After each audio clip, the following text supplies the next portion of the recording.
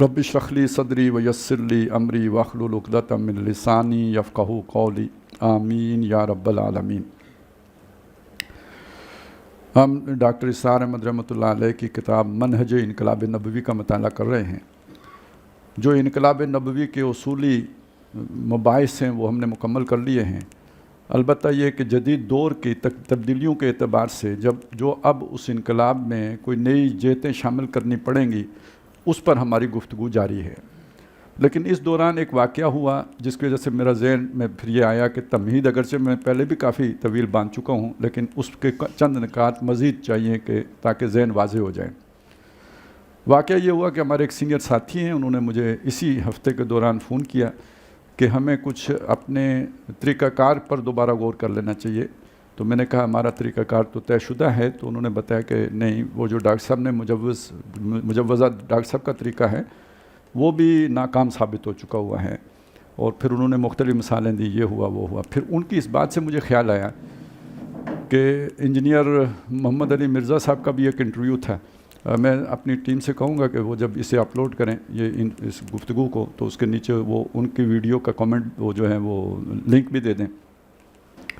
तो उस इंटरव्यू में उन्होंने ये दावा किया था, जिसकी कोई तरदीद ताहाल नहीं आई, कि उन्हें डॉक्टर साहब के सबसे छोटे बेटे ने ये बात बताई थी कि डॉक्टर साहब का तरीका जो है वो अब काबिल अमल नहीं रहा। साबित हो गया कि वो काबिल अमल नहीं है। गोया वो एक थ्योरी थी और वो अप्रूव्ड हो गई है कि वो थ्योरी सही नहीं है, गलत है।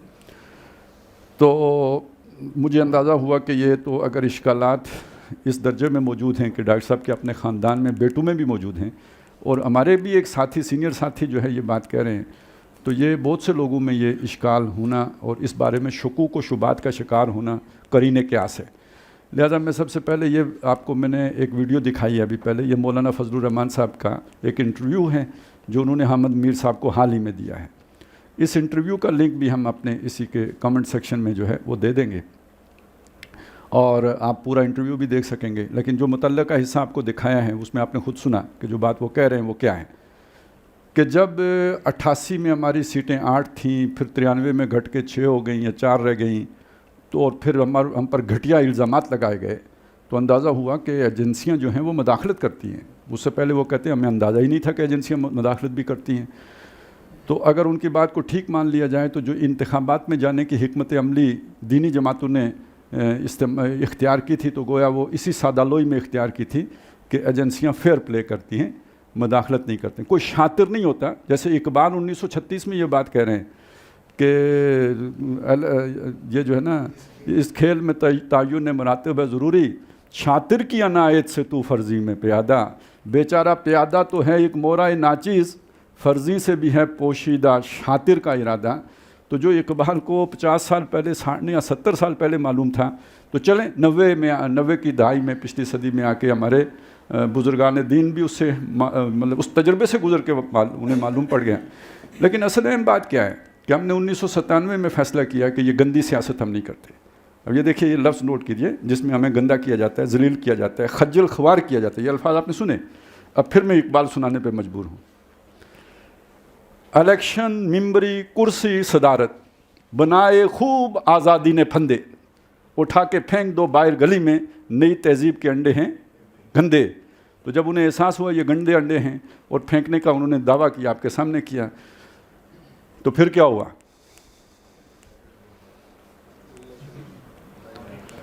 जो घास नहीं डालते थे वो पाँव पड़े आके। मतलब अगर मैं तर्जमा करूं उनकी बात का तो यही है ना, बहुत बड़े साहब मिलने के लिए आए। उन बड़े साहब ने ये वादा किया कि मैं कंसर्न क्वार्टर्स को एडवाइस कर दूंगा। अब आप समझे कौन साहब हो सकते हैं? कंसर्न यानी जो वो सारी बदमाशी करते हैं, वो इतने बड़े साहब थे कि वो बड़े बदमाश भी उनके, यानी वो बादशाह थे। वो कोई उस वक्त के लूमड़ शुमड़ होंगे जिनका उन्होंने जिक्र किया है। तो यानी तमाम लूमड़ों को और चीतों को और शेरों को हदायत कर दूंगा कि वो कंसर्न क्वार्टर्स है ना ये, कि भाई वो अपनी हदूद में रहें, मौलाना साहब के प्रोटोकॉल का ख्याल रखें, इनका ताज मत उछालें, इनका जो है ना वो इज़्ज़त एहतराम बरकरार रखें, और हिस्सा बकदर जुस्सा 8 से 16 तक कोटा मुकर्रर कर दें। तो राज़ी होकर वापस आ गए। ठीक है जी। और ये جسے کہتے ہیں ان ریٹن سوشل کانٹریکٹ، یہ چلتا رہا کہ باجوہ بے ایمان آ گیا، اس نے 18 کے الیکشن کروائے، یہ ان ریٹن کانٹریکٹ توڑ دیا، ٹھیک ہے جی. اور ابھی 2022 کے یہ کیا ہوا، 22 میں ہوئے 23 میں ہوئے، جب 22 میں ہوئے نا، 23 میں، فروری 23 میں، اس میں جو ہے نا حافظ صاحب نے سنت باجوہ پہ عمل کیا ہے. مطلب یہی کہا نا انہوں نے کہ وہ 18 کے الیکشن بھی اور 23 کے الیکشن بھی، دونوں میں ہمارے ساتھ وہی گپلا کیا گیا. لہٰذا ہماری مجلس عاملہ میں یہ بات اثر نو زیر غور ہے کہ ہم اس گندی سیاست کو ترک کر کے واپس صاف ستھری سیاست کی طرف چل پڑیں. تو ایک بات تو یہ طے ہو گئی کہ وہ صاف ستھری سیاست کون سی ہے، وہ بتایا انہوں نے، اجیٹیشن کی سیاست، تحریکوں کی سیاست، انقلابی سیاست کا نام بھی دیا ہے اسے. 3 الفاظ آپ نے سنے نا، خود میں نے سنایا اس لیے کہ ہو سکتا ہے میں کہوں تو آپ کو لگے میں نے کچھ مبالغہ کر دیا ہے، کچھ اضافہ کر دیا ہے، تو پہلے میں نے آپ کو سنا دیا. نیچے ہم کومنٹ میں وہ اس کا لنک بھی دے دیں گے، جو سننا چاہے خود سن لے. یہ بالفاظ خود انہوں نے یہ ساری بات آپ کے سامنے رکھی ہے. اب میں یعنی اسی کی تائید میں ایک اور چیز آپ کو سنانا چاہتا ہوں. یہ ہے جی 2010 کا ایک ڈاکومنٹ ہے، یہ مشترکہ اعلامیہ ہے. عجیب اتفاق یہ ہے کہ 14 اپریل 2010 کو ڈاکٹر صاحب کی وفات کا دن ہے، اور علماء دیوبند کا ایک اجتماع ہو رہا تھا جامع اشرفیہ میں. وہ سارے وہاں پہ موجود تھے اور اسی وجہ سے سب جنازے میں شریک بھی ہو گئے تھے، ڈاکٹر صاحب کی نماز جنازہ میں. اگلے دن 15 اپریل کو یہ اعلامیہ جاری ہوا ہے، مشترکہ اعلامیہ علماء دیوبند کا. اب آپ پس منظر معلوم کیجئے کون سا ہے. سوات میں آپریشن ہو رہا ہے، اور اس پورے یہ جو باجوڑ سوات اس ایریے میں آپریشن ہو رہے ہیں. آگے مزید آپریشنز کی تیاریاں ہیں. وہی آپریشن بعد میں آپریشن رد الفساد بنا تھا، وزیرستان جب پہنچا تو جب یہاں سے چلا تو پتہ نہیں اس کا کیا نام تھا جی، ہاں آپریشن رائے راست، یعنی آپریشن صراط مستقیم، رائے راست کا یہی مطلب. اور پھر جب وہ ادھر پہنچا تو کیا بنا جی، آپریشن رد الفساد. یہ بیک گراؤنڈ ہے، اگرچہ کہ وہ رد الفساد والا بعد میں شروع ہوا لیکن کنٹینیوٹی وہ اسی کی تھی جو پہلے والا تھا. اس بیک گراؤنڈ میں علماء دیوبند یہ ایک متفقہ اعلامیہ جاری کر رہے ہیں. پورے پاکستان کے دیوبند کے علماء جامع اشرفیہ میں جمع ہو کر یہ اعلامیہ انہوں نے دیا ہے. اس کے 7 نکات ہیں. جو میرے مطلب کی چیز ہے وہ ہے جی کوئی چوتھے نقطے میں، لیکن یہ سارا مجھے پڑھتے ہوئے شاید 5 منٹ لگیں گے. اب آپ بتائیں میں ایک ہی نقطہ سناؤں یا پانچوں سنا دوں، یعنی 5 منٹ سارے لے لوں. چلیں جی سن لیں. یہ مرتب کیا ہے جی مولانا ابو عمار زاہد الراشدی صاحب نے.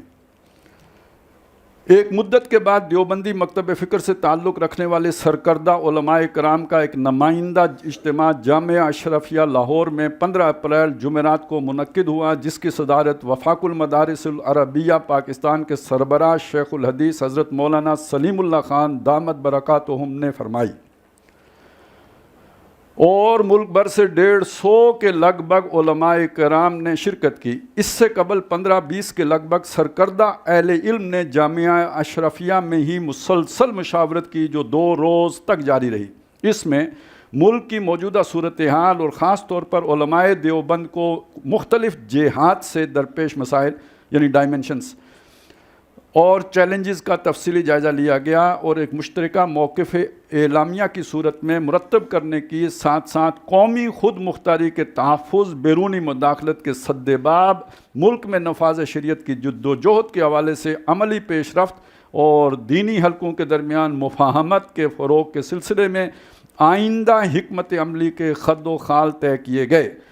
اس طویل مشاورت میں شریک ہونے والے حضرات میں حضرت مولانا سلیم اللہ خان، مولانا عبید اللہ اشرفی، مولانا ڈاکٹر عبد الرزاق سکندر، مولانا مفتی محمد رفیع عثمانی، مولانا مفتی محمد تقی عثمانی، مولانا عبد الرحمن اشرفی، مولانا حافظ فضل الرحیم، مولانا مفتی عبد الرحیم، مولانا مفتی غلام الرحمن، مولانا فضل الرحمن، مولانا سمیع الحق، مولانا عبد الحفیظ مکی، مولانا قاری محمد حنیف جالندری، مولانا سید عبد المجید ندیم، مولانا انوار الحق کانی، مولانا مفتی کفایت اللہ، مولانا امداد اللہ، مولانا عبید اللہ، عبید اللہ خالد، مولانا محمد امجد خان اور راکم الحروف بھی شامل تھے۔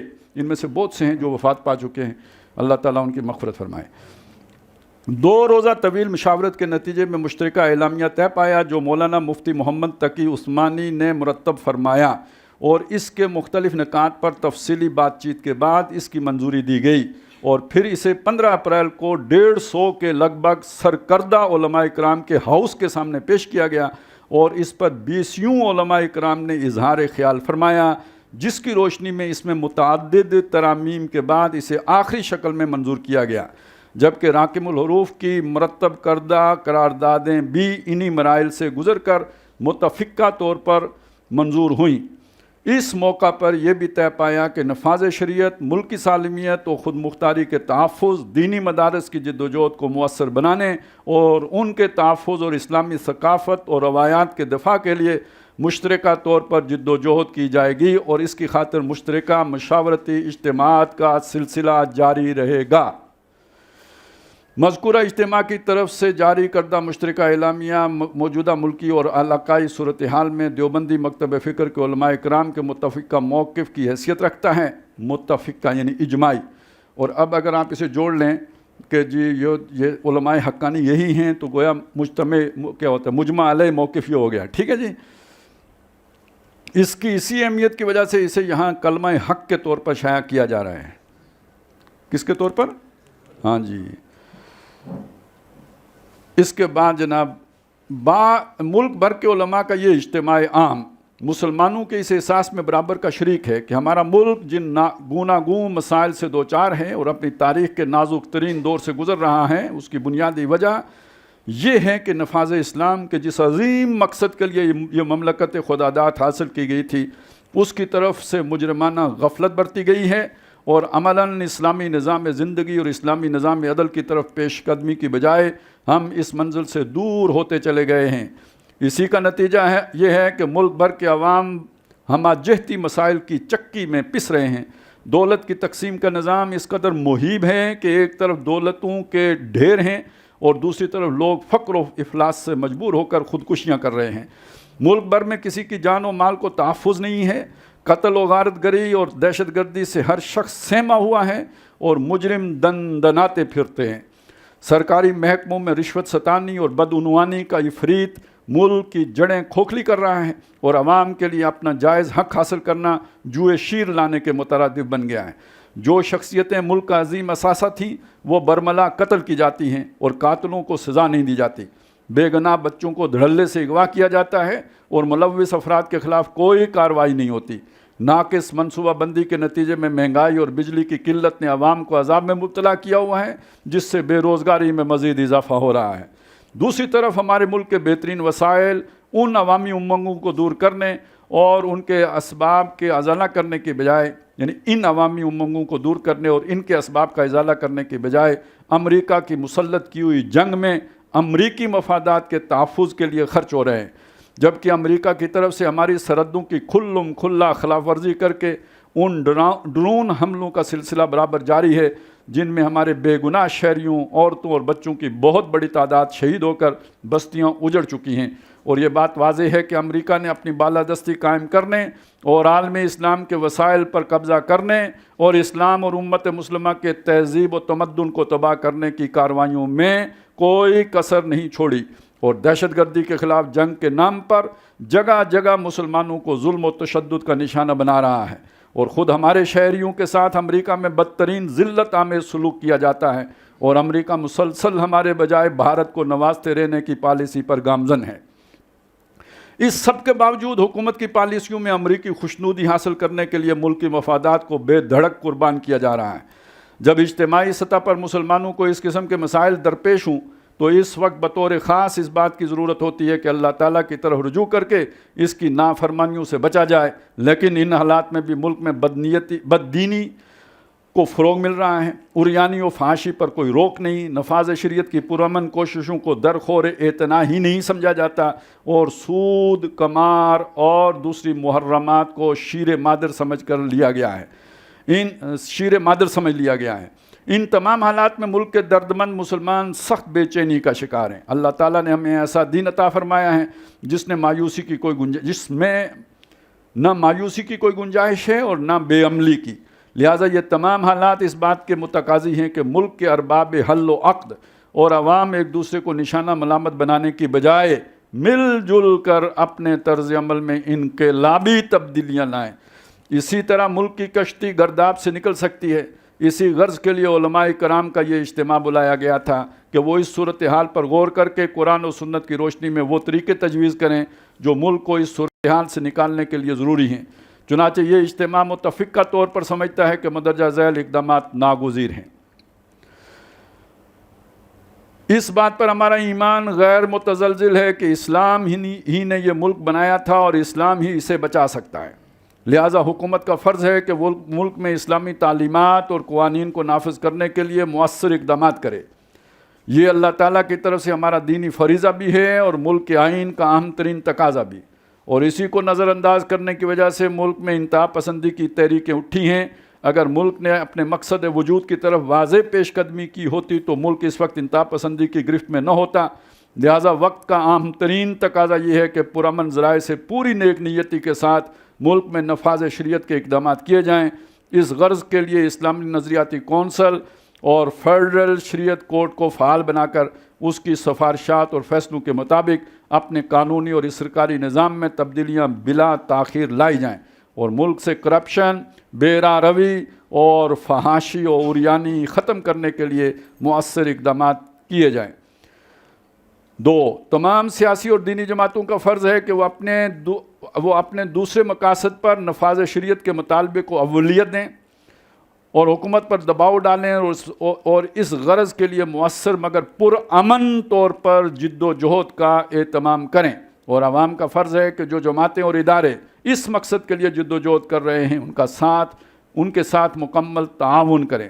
3، اس وقت ملک کا سب سے بڑا مسئلہ دہشت گردی کو قرار دیا جا رہا ہے، اور اس میں کوئی شک نہیں ہے کہ دہشت گردی نے ملک کو اجاڑنے میں کوئی کسر نہیں چھوڑ رکھی۔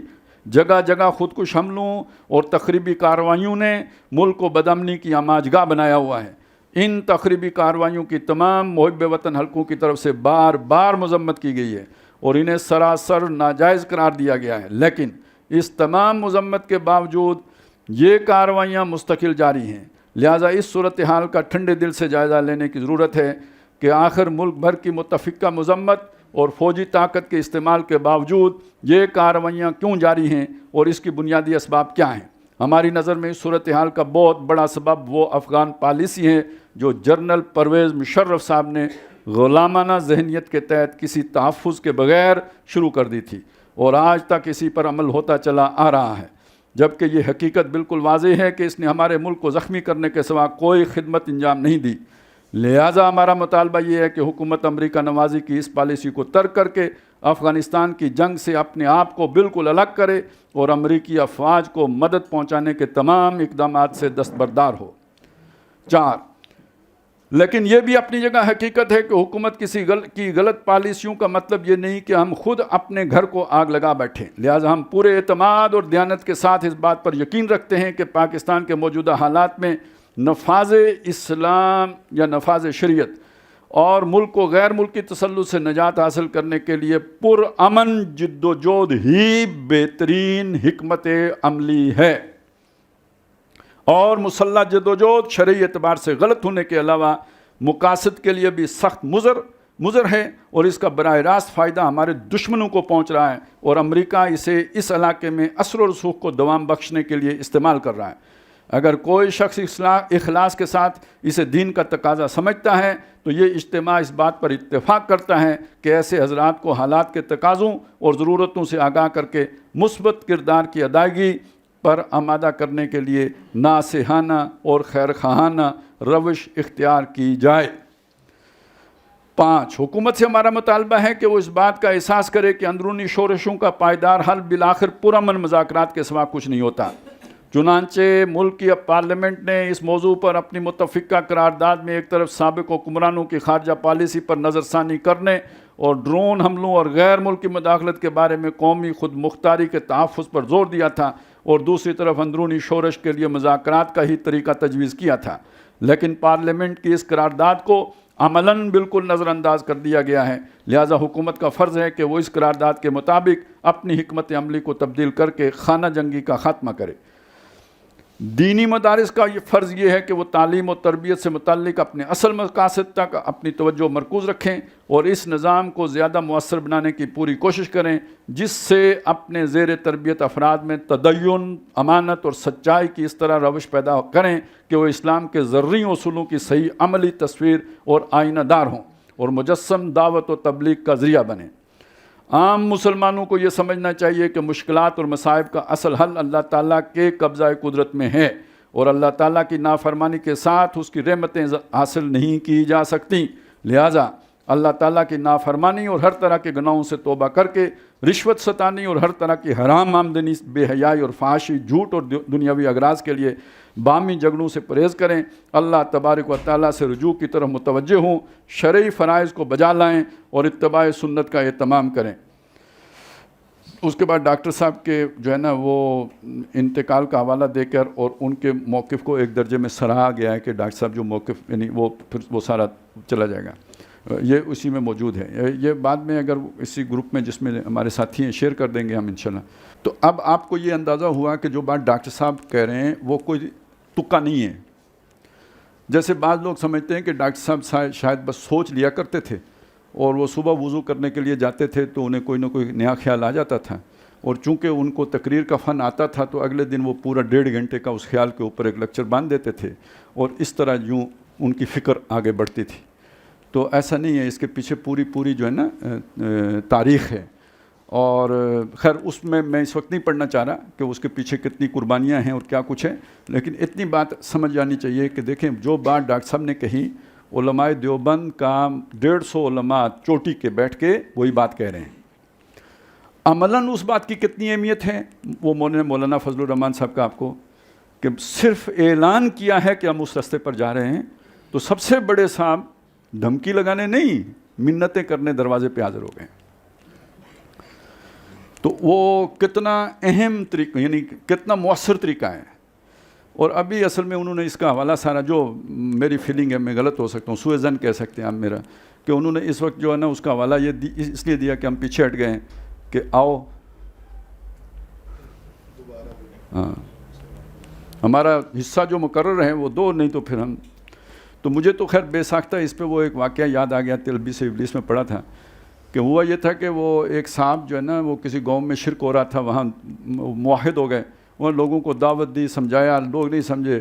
ایک رات انہوں نے کلاڑا اٹھایا تو جس درخت پہ جا کے لوگ وہ لگاتے تھے نا، وہ رومال شمال باندھتے تھے، انہوں نے کہا اس کو جڑ سے کاٹوں گا، تو وہ کاٹنے جا رہے تھے تو بندے تو سارے سوئے ہوئے تھے، تو شیطان خود آ گیا، اس نے بہت سمجھایا، لیکچر دیا، منتیں کی، حصہ بتایا، وہ کہا نہیں کاٹنا ہے۔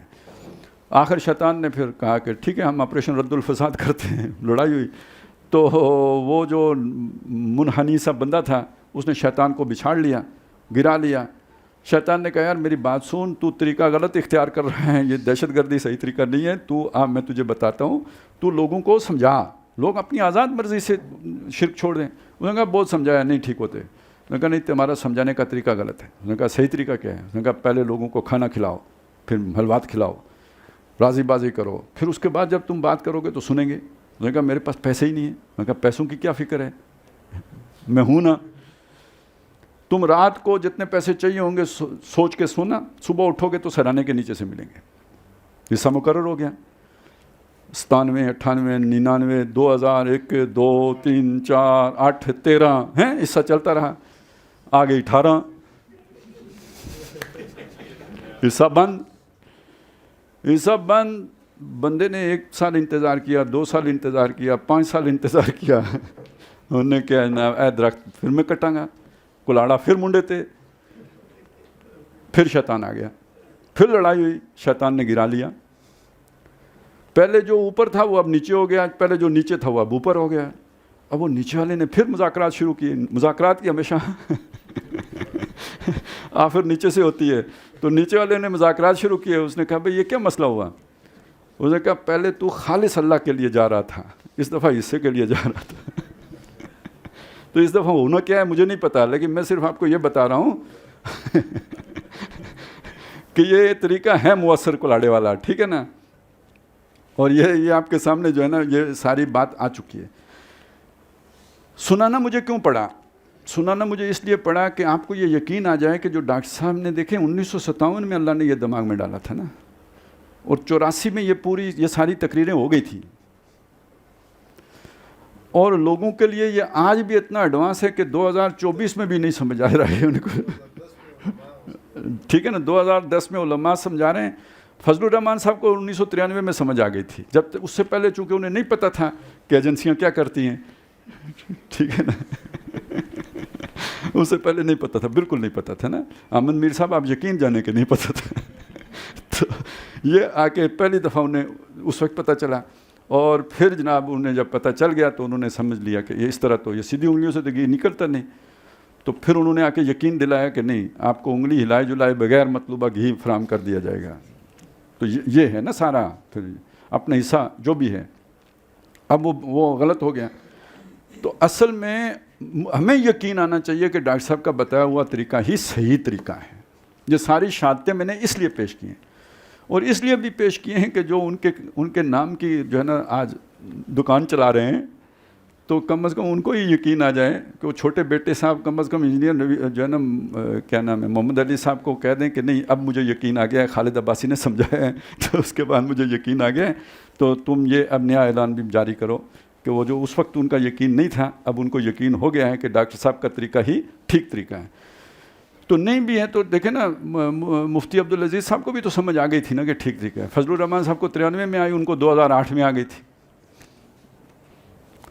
تو ہرچے دانا کند را ناداں لیک بعد از خرابی بسیار. انگریزی تو نہیں بولی. کہتے ہیں کہ ہرچے دانا کند، جو کچھ بھی سیانہ بندہ کرتا ہے، کند را ناداں وہی نادان بھی کرتا ہے. لیک بعد از خرابی بسیار، مگر بہت ساری خرابی پیدا کرنے کے بعد. تو اگر یہ بات مشکل ہو تو چلیں آسان سے سمجھا دیتا ہوں کہ میرے والد صاحب نے مجھے بتایا تھا کہ بیٹا آگ جلاتی ہے اور تمہیں سمجھ نہیں آتی تو انگلی دے کے دیکھ لو. کیا خیال ہے؟ ہاں، تو اگر اس جملے کو آپ ٹرانسلیٹ کریں کہ آپ سمجھ لیں تو ٹھیک ہے، نہیں تو انگلی جلے گی تو سمجھ آ جائے گی. سب کی طرف ہے.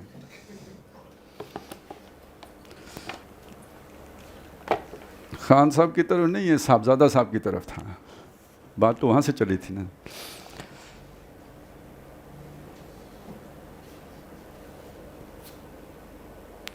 اچھا، اب اس میں ایک مسئلہ ہے، وہ ہے مسلح بغاوت ہو سکتی ہے یا نہیں. یہ ذیلی مسئلہ ہے، یہ جو ہم نے پڑھا تھا نا.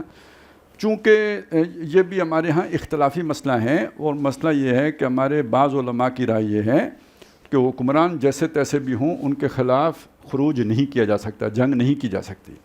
تو ڈاکٹر صاحب اس کو بھی ذرا یعنی اس کو تنقیح کر رہے ہیں، اس کو کھول رہے ہیں.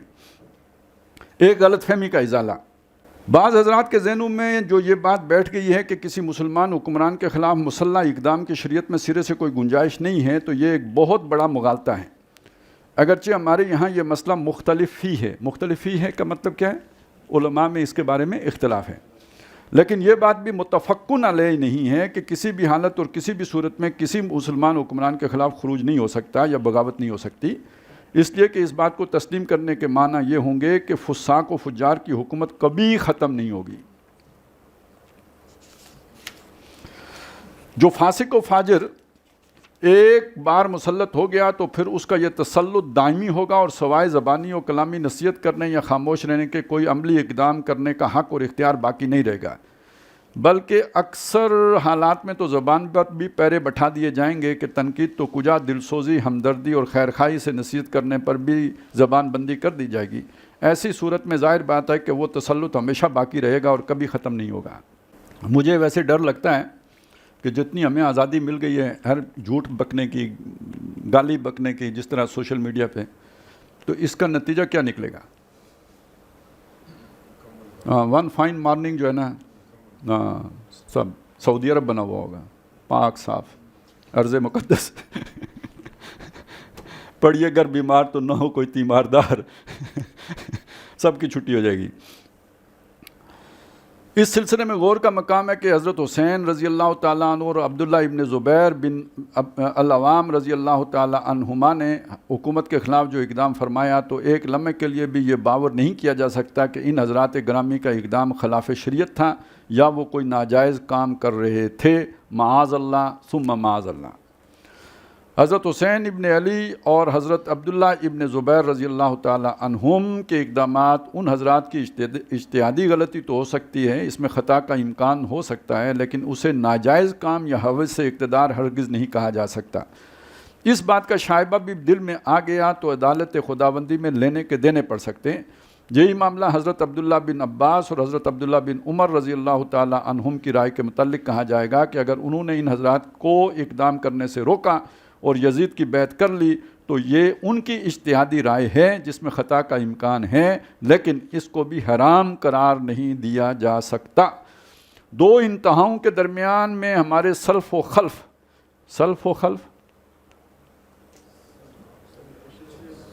سلفی تو ہوتے ہیں نا اہل حدیث، تو خلفی میرا خیال انفی ہوتے ہوں گے۔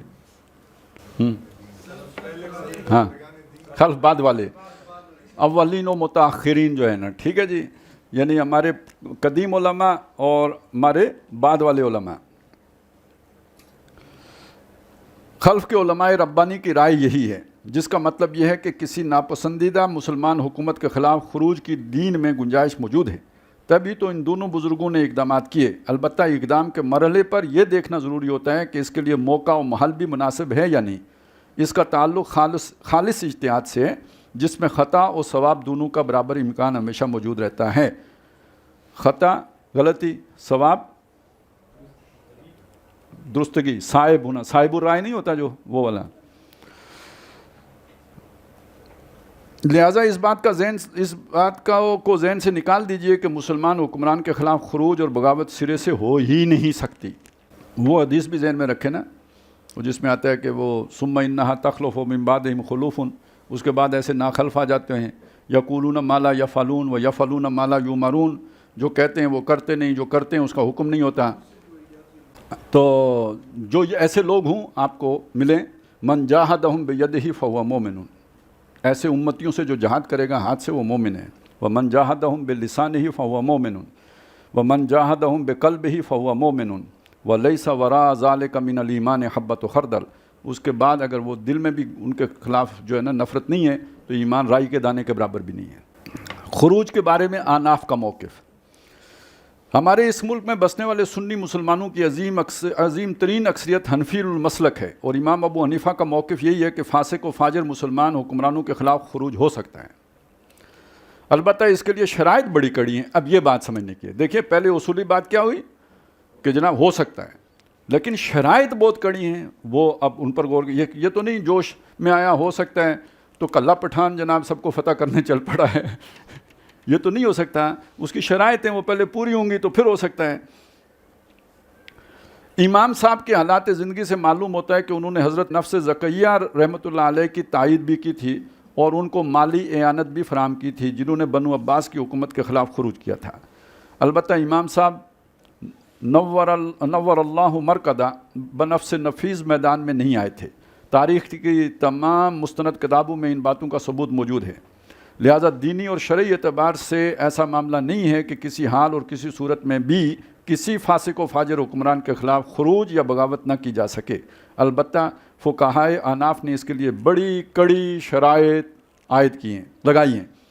ایک شرط تو یہ کہ حکمرانوں کی طرف سے کھلم کھلا برملا کسی ایسی بات کا ظہور ہو رہا ہو جو خلاف اسلام ہے۔ مثلاً کوئی شخص اپنے گھر میں بیٹھ کر شراب پی رہا ہے تو یہ اس کا ذاتی معاملہ ہے، لیکن اگر وہ شراب نوشی کی ترویج کر رہا ہو، لوگوں کو اس کے استعمال کی ترغیب و تشویق دے رہا ہو تو معاملہ مختلف ہو جائے گا۔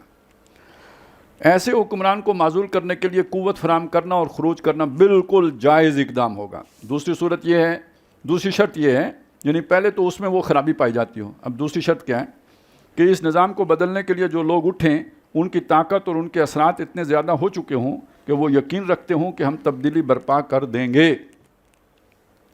یہ نہیں کہ تھوڑی سی طاقت کے ساتھ تصادم کا آغاز کر دیں جس کا نتیجہ بدامنی کی صورت میں ظاہر ہو اور وہ لوگ ختم ہو کر رہ جائیں۔ یہ 84-85 کے خطابات ہیں، لال مسجد 2007 میں ہوئی ہے، یہ نہ سمجھیں کہ ان کو دیکھ کے یہ باتیں کی گئی ہیں، وہ بعد میں ہوا، یہ بہت پہلے ہو گیا تھا۔ بلکہ صورت یہ ہونی چاہیے کہ بحالات ظاہر یہ امید واثق ہو کہ ہم نظام کو بدل سکتے ہیں، ایسا نہ ہو کہ کچھ لوگ اپنی جانوں کا ہدیہ پیش کر دیں اور نظام جوں کا توں قائم رہے۔ تو یہ ہے اس مسئلے کی خالص دینی اور شرعی حیثیت۔ اس میں ایک شرط اسی کے ذیل میں یہ بھی ہے کہ وہ اتنے طاقتور بھی ہوں کہ پہلا نظام ختم کر کے دوسرا نظام قائم بھی کر سکتے ہوں۔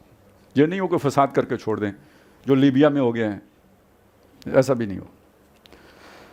ایک قابل لحاظ نکتہ، موجودہ دور میں بالفعل یہ صورت پیدا ہو چکی ہے، اب یہ ہے وہ نئے حالات، اس کو سمجھ لیں۔ موجودہ دور میں بالفعل یہ صورت پیدا ہو چکی ہے کہ اب خروج یا بغاوت کا امکان ہی موجود نہیں، اس لیے کہ اس زمانے میں باقاعدہ تنخواہ دار فوجیں یعنی سٹینڈنگ آرمیز نہیں ہوتی تھی، اس زمانے میں نہیں ہوتی تھی، اگر ہوتی بھی تھی تو بہت کم، جبکہ آج کل قریباً ہر حکومت کے پاس لاکھوں کی تعداد میں تربیت یافتہ اور منظم فوجیں موجود ہوتی ہیں۔ ثانیاً اس دور میں جس نوع کا اسلحہ فوجوں کے پاس ہوتا تھا تقریباً اسی نوع کا عوام کے پاس بھی ہوتا تھا، تلواریں ادھر تو تلواریں ادھر۔ اس میں مقدار کا فرق تو ہو سکتا ہے کہ حکومت کے پاس بہت ادھر تھوڑا، لیکن نوعیت وہی ہوتی تھی، لیکن وہی تلواریں، وہی نیزے، وہی تیر، وہی ڈھالیں جو فوج کے پاس ہیں وہی عوام کے پاس بھی ہیں۔ تو اس زمانے میں نسبت و تناسب کا کوئی نہ کوئی معاملہ موجود تھا، لیکن اب جو تمدن کا ارتقاء ہوا ہے تو یہ صورت باقی نہیں رہی ہے۔ حکومت کے وسائل، اس کی طاقت، اس کی فوجیں اور اسلحہ کے معاملے کی نوعیت بالکل بدل چکی ہے، چنانچہ اب سرے سے کوئی نسبت و تناسب موجود ہی نہیں ہے۔ حکومتی افواج نہ معلوم کس نوعیت کے اعلیٰ اور جدید ترین اسلحہ سے لیس ہیں، اور اس طرح حکومت ایک قوی ترین ادارہ بن چکی ہیں، جبکہ عوام قریباً بالکل نہتے ہیں۔ تو یہ فرق و تفاوت اتنا عظیم ہے کہ اسے نظر انداز نہیں کیا جا سکتا۔ یعنی کیا یہ رہیں کہ اب کوئی تحریک اس طرح کامیابی نہیں ہو سکتی، کامیابی کا امکان ہی صفر ہو گیا۔ وہ جو پہلے شرط رکھی تھی کہ بظاہر اعمال کامیابی نظر آتی ہو، تو اب وہ کامیابی بظاہر اعمال نظر ہی نہیں آتی۔ لہٰذا خروج اور بغاوت بحالات موجودہ تقریباً خارج از بحث ہو چکی ہے۔ باقی ایک مسئلہ دیکھیں، یہ ساری نظری بحثیں ہیں، عملی معاملہ تو وہ ہے نا، جب ایک مولانا صاحب تقریر کر رہے تھے، انہوں نے کہا کہ جناب وضو کے بغیر نماز نہیں ہوتی، اور وہ وضو کے مسائل بیان کرتے ہوئے انہوں نے 4-5 مرتبہ جب یہ بات کہہ دی کہ وضو کے بغیر نماز نہیں ہوتی، تو ایک صاحب کھڑے ہو گئے، انہوں نے کہا مولانا صاحب ہو جاتی ہے۔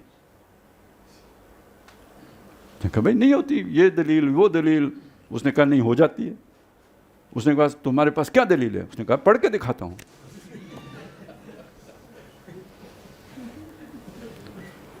تو اگر یہ ساری بات سننے کے بعد بھی کوئی کہے کہ میں کر کے دکھاتا ہوں، تو وہ دکھا تو سکتا ہے، ہم دیکھ رہے ہیں، لیکن نتیجہ وہی نکلے گا جو باقی جگہوں پہ نکلا ہے، اس سے ہٹ کے تو نہیں نکلے گا۔ تو ہم اسے وہی انگلی دے کے دیکھوں گا کہ جلاتی ہے کہ نہیں جلاتی، تو سیکھ تو ہو جائے گا، لیکن پتہ نہیں کتنی جانیں چلی جائیں گی، کتنی بدامنی پیدا کر دے گا۔ تو شرعی اعتبار سے نہیں، یعنی یہ یعنی شریعت کا تقاضا نہیں ہے یہ کہ نہیں ہو سکتی، وہ پہلے بتا چکے ہیں ہو سکتی ہے، حالات کے اعتبار سے اب کوئی امکان نہیں رہا۔ ایک اہم سوال، ان تمام تنقیحات کے بعد ہمارے سامنے یہ سوال آتا ہے کہ بحالات موجودہ اس چھٹے مرحلے کے لیے کیا طریقہ اختیار کیا جائے گا؟ اس کا متبادل یعنی آلٹرنیٹ کیا ہوگا؟ اس سوال کے براہ راست جواب سے قبل ضروری ہے کہ 2 اہم امور کو اچھی طرح سمجھ لیا جائے۔ دیکھیں، وہ ایک کا تو آپ نے نفی کر دی، ایک کی مولانا صاحب نے نفی کر دی، ڈاکٹر صاحب پہلے نفی کرتے تھے کہ الیکشن کے ذریعے نہیں ہو سکتا۔ اس کے رد عمل میں جو دوسرا طریقہ اختیار کیا گیا، بیلٹ نہیں تو بولٹ، وہ بھی ثابت ہوا، ہم نے اس بحث میں بھی دیکھا اور حالات نے بھی بتایا کہ یہ بھی ممکن العمل نہیں ہے۔ اب جو پیچھے رہ گیا وہ ہے جو ابھی علماء دیوبند کا موقف ہم نے پڑھا اور جو ڈاکٹر صاحب عرصہ دراز سے کہتے چلے آئے تھے۔ اچھا، اب اس کی گراؤنڈز کیا ہیں؟ تمدنی ارتقاء سے پیدا شدہ 2 اہم تبدیلیاں۔ تمدنی ارتقاء نے یہ شکل پیدا کی ہے کہ حکومت کے پاس قوت اور طاقت بے انتہا ہوتی ہے، فوج اس کی پشت پناہ ہوتی ہے، فوج نیوٹرل نہیں ہوتی ہے، یہ میں نے پڑھا ہے، اس میں لکھا ہوا نہیں ہے، حکومت کے ساتھ ہوتی ہے، حکومت کا ایک محکمہ ہے، لیکن اتنا پروکار محکمہ ہے کہ گردن جھکا کے اسے ادارہ کہنا پڑتا ہے. اندازہ تو لگائیں نا، ادارہ ہے نہیں، محکمہ ہے. ادارہ حکومت ہے.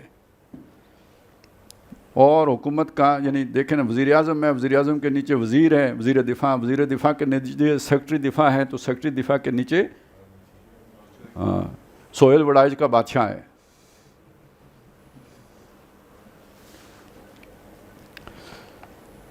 تو ایک تو یہ ہو گیا جی کہ فوج اس کی پشپنا ہوتی ہے. اس موقع پر یہ بات بھی پیش نظر رکھیے کہ بات پاکستان کی نہیں ہو رہی بلکہ علمی اور اصولی نقطہ نظر سے ہو رہی ہے. FIR سے بچنے کا طریقہ یہ ہوتا ہے. آخر یہ مسئلہ شام میں بھی تو درپیش ہے جہاں یہ نیپال کی بات کر رہے ہیں یار، آپ کیوں پریشان ہوتے ہیں؟ حوصلہ رکھیں، نیپال کے جنگل کی بات ہے. آخر یہ مسئلہ شام میں بھی تو درپیش ہے جہاں الاخوان المسلمون نے اسلام کے لیے سر دھڑ کی بازی لگا رکھی ہے. لیکن مقابلہ کس سے ہے؟ حافظ الاسد کی حکومت سے، جس کے پاس جدید ترین اسلحہ سے لیس فوج موجود ہیں، جس کے پاس ہر طرح کے ذرائع و وسائل موجود ہیں، اور جس کی پشت پر روس جیسی سپر پاور موجود ہیں. لہٰذا الاخوان المسلمون کچلے جا رہے ہیں اور ان کی مسلح جد و جہد دم توڑ چکی ہے. پھر سوچئے کہ اسی طرح کا مسئلہ افغانستان میں ہو رہا ہے یا نہیں. کارمل بظاہر، یہ کارمل کا دور ہے جی، کارگل نہیں کہہ رہا ہوں کارمل ہے. یہ میرا خیال ہے ترقی سے پہلے تھا، ببرک کارمل ترقی سے پہلے تھا نا، یا اس کے پتہ نہیں، یہ پہلے تو وہ تھا نا داؤد تھا، تو اس کے بعد جو ہے نا پھر ان دو ہیں نہیں، نجیب ان دونوں کے بعد ہے، ترقی کے بعد ہے نجیب. ہاں، نجیب کے بعد طالبان آئے تھے، یہ پتہ ہے نا، اس کی لاش لٹکائی تھی اس لیے پتہ ہے. تو کارمل بظاہر مسلمان ہیں، آج تک تو نہیں سنا گیا کہ اس کی تکفیر کی گئی ہو. اس کے ساتھ جو افغانی فوج ہے وہ سب کے سب بہرحال مسلمان ہیں، مسلمان ماؤں کا دودھ پیے ہوئے ہیں. لیکن چونکہ فوج کا جدید تصور یہ ہے کہ جو شخص یا گروہ اقتدار میں ہو یا کسی طرح اقتدار میں آ جائے تو فوج اس کا حکم مانے، اس کو تحفظ فراہم کرے. کتنا دکھ ہوتا ہے جب خبریں آتی ہیں کہ اتنے کارمل فوجی مجاہدین کے ہاتھوں ہلاک ہو گئے. یہ ٹھیک ہے کہ مجاہدین اسلام کے لیے حریت کے لیے اور خدا ناآشنا بلکہ خدا دشمن روسی جارحیت کے خلاف جنگ کر رہے ہیں، اس لحاظ سے ان کی کامیابی پر خوشی ہوتی ہے. لیکن ساتھ ہی اس میں دکھ کا یہ پہلو بھی موجود ہے کہ ہلاک ہونے والے بھی تو مسلمان ہیں. وہ ایک حکومت کے حکم کے تحت جنگ کر رہے ہیں، دونوں طرف سے مسلمانوں ہی کا خون بہہ رہا ہے. اب یہ ہے امریکہ کی حکمت عملی. تمام مسلمان جتنے بھی ممالک ہیں ان میں آپ یہ بات کامن دیکھیں گے کہ دونوں کو امداد باہر سے مل رہی ہوگی، مارنے والوں کو بھی مرنے والوں کو بھی، اور دونوں طرف ہوں گے مسلمان ہی. اور ایک حدیث بھی ہے کہ جب نبی صلی اللہ علیہ وسلم نے دعا کی کہ میری امت پر کوئی ایسا مسلط نہ کر دینا کہ جو جبر کرے ان کے اوپر، ان کی گردنیں مارے، تو اللہ تعالیٰ نے فرمایا میں نے آپ کی یہ دعا قبول کی، لیکن یہ خود ایک دوسرے کے ساتھ. تو وہی ہو رہا ہے. مارنے والے کو نہیں پتہ ہوگا کہ کیوں مر رہا ہوں، اور مرنے والے کو نہیں پتہ ہوگا مر کیوں رہا ہوں، کیوں مارا جا رہا ہوں، اور مارنے والے کو نہیں پتہ ہوگا مار کیوں رہا ہوں. پراکسی ہوں گے نا، دونوں طرف پراکسیز ہوں گی. دونوں طرف سے مسلمان ہی کا خون بہ رہا ہے. روسی فوج کے لوگ تو کارمل فوج کی نسبت کم ہی مرے ہوں گے. دونوں طرف سے ایک دوسرے کے ہاتھوں مسلمان ہی ہلاک ہو رہے ہیں. اس طرح ہر ملک کے علیحدہ علیحدہ مسائل ہیں. چنانچہ ہمیں پاکستان کے حالات کو ایک طرف رکھ کر اصولی طور پر بات کو سمجھنا ہے، ٹھیک ہے نا. جہاں تمدنی ارتقاء نے حکومت کے ہاتھ میں بے پناہ قوت فوج کی شکل میں دے دی ہے، وہاں اس تمدنی ارتقاء کی بدولت دو اہم تبدیلیاں اور بھی آئی ہیں. دینی مزاج کے ہمارے اکثر لوگ ان تبدیلیوں سے واقف نہیں ہیں. دینی مزاج کے ہمارے اکثر لوگ ان تبدیلیوں سے واقف نہیں ہیں، ٹھیک ہے نا. جو زیادہ متقی ہیں وہ تو بالکل ہی واقف نہیں، کیونکہ نہ اخبار پڑھیں وہ تو شیطان کا خط ہے، نہ ٹیلی ویژن دیکھیں کہ وہاں عورتوں کا لباس ٹھیک نہیں ہوتا ہے، سوشل میڈیا تو ویسے ہی شیطان کا کارخانہ ہے. تو اس کے بعد انہیں پتہ کیا چلے گا کہ کیا تبدیلیاں آئی ہیں.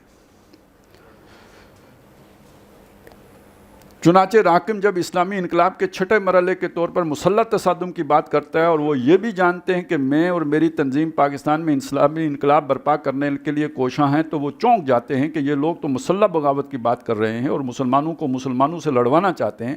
حالانکہ یہ بات درست نہیں ہے. جب سیرت مطہرہ علی صاحب الصلاۃ والسلام سے فلسفہ انقلاب اخذ کیا جائے گا اور حضور صلی اللہ علیہ وسلم کی سیرت مبارکہ کے معروضی مطالعہ سے انقلاب محمدی کے مراحل و مدارج کے تعین کی کوشش کی جائے گی تو لا محالہ چھٹے اور آخری مرحلے کے طور پر مسلح تصادم کا ذکر آئے گا۔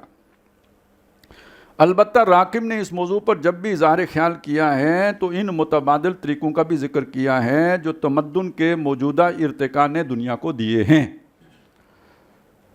ان میں سے پہلی سمجھنے کی بات جو ہے، میرا خیال ہے اب میں آپ کا سوال لے لیتا ہوں، یہ جو دیے ہیں نا، یہ پھر ہم دیکھیں گے آگے تسلی سے پڑھ لیں گے کہ وہ طریقے کیا ہیں۔ جی